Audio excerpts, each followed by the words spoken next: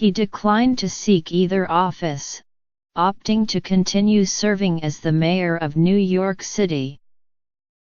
On January 1, 2014, Bill de Blasio succeeded Bloomberg as the mayor of New York City.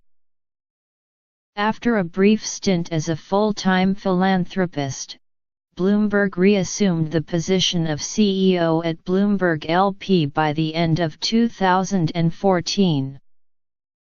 On March 7, 2016, Bloomberg announced that he would not run as a third-party candidate in the 2016 U.S. presidential election despite widespread speculation that he would, and later endorsed Democratic nominee Hillary Clinton for president.